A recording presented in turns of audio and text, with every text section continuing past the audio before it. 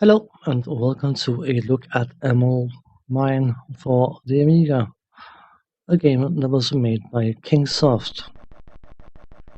In ML Mine even, you have to go through various different mines, picking up gems and avoiding obstacles in the form of boulders, enemies and other interesting objects. If that sounds vaguely familiar to you, then I can spoil it straight up by saying that this game is indeed very heavily inspired by the original Boulder Dash. A Boulder Dash which I've already covered on the channel for the Commodore 64, and I can only recommend watching that video in case you're not familiar with the concept of Boulder Dash. But Boulder Dash inspired quite a few games by its very nature, and it is understandable why, because the concept is relatively simple, but if it's done well, can be extremely enjoyable. If you're into that kind of games, of course.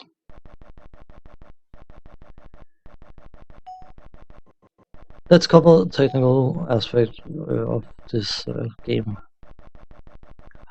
Graphically, it looks surprisingly decent. I'm saying surprisingly decent because remember this game was from 1987. Memory might fail me, but I'm fairly sure the Amiga 1000 was introduced in December 1984.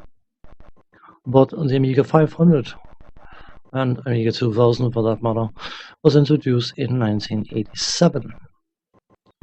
And it wasn't really before the Amiga 500 specifically was released that gaming really took off on the Amiga, and as such, this would technically have been one of the earlier games for the Amiga in general.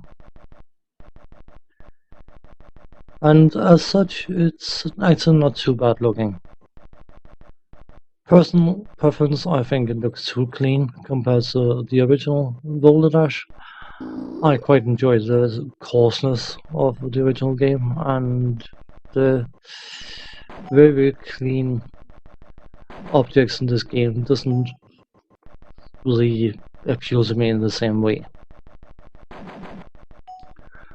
The title music, which I have not included in this video, is nothing overly impressive, spectacular, or exciting, but again, it being a very early game for the Amiga in general, you can't expect miracles, and as such, it is perfectly serviceable, but not necessarily memorable in any way, shape, or form.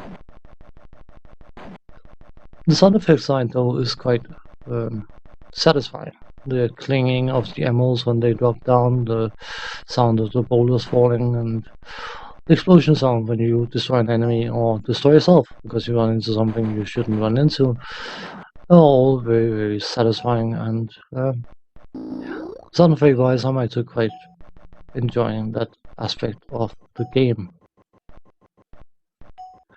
Now, Kingsoft didn't just clone Boulder Dash, they added some extra elements in order to make it make Emerald Mine even stand on its own 2 feet. And one of the things they did was to add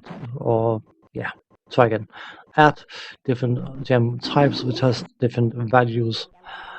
If you look at the interface on the bottom of the screen, your timer, which can be more or less generous depending on the level you're playing on, your score, it should be rather self-explanatory, the amount of emeralds you need, that number will count down, and once it reaches 0, the exit will unlock and you can go through the exit.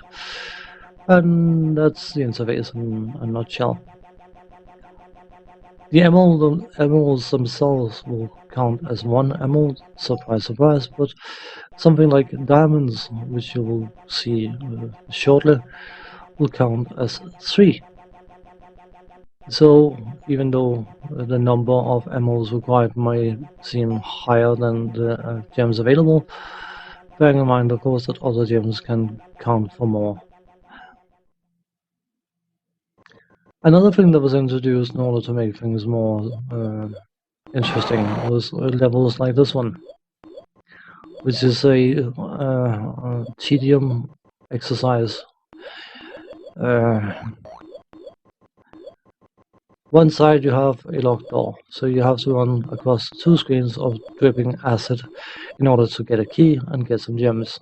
Then you run back, unlock the door, get some more gems, get another key, run back again, open that door, get the remaining gems, and come back again in order to exit the level. Effectively 4 or 5 minutes of absolutely nothing but running back and forth, which is not particularly exciting. Later on, apparently, you can get things like dynamite to blow holes in walls, and there will be bombs that you can drop boulders on top of in order to cause them to explode, and there's similar interesting things, which of course all makes this game stand somewhat unique compared to the original Boulder Dash, but I never got to experience it because, in all honesty, the addition of certain level types where you are spending an awful lot of time doing essentially nothing got on my nerves very, very quickly. I can't say that it wasn't because I have played the original Boulder Dash quite a bit, that my view of this version is a bit more strained than it necessarily needs to be. But in all honesty, I find the pacing feels a bit slower than the original game. I don't find the same excitement in completing the levels and solving whatever puzzles may be, because it's very, very similar to the original Boulder Dash, but for some bizarre reason manages to become very, very long-winded, and I do not have the patience I once had, and I have never been a particularly patient person. So after spending a certain amount of time playing this game and bumping into annoying mechanics like these bugs, if you leave them any space they can run around, they will run around on the spot.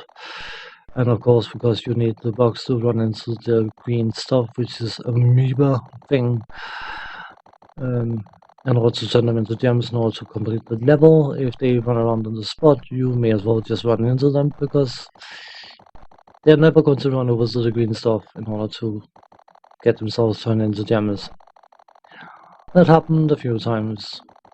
And of course, it's a full restart of a level when you lose your life. Add to that, every single time you lose a life, you go back to the menu screen, which is a load, and then it reloads the level.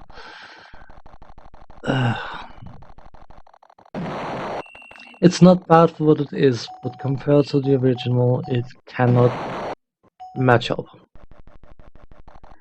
Having a Boulder Dash version for the Amiga is nice, but I would much rather play the original game. On that note, thanks for watching, take care, see you next time, bye bye for now.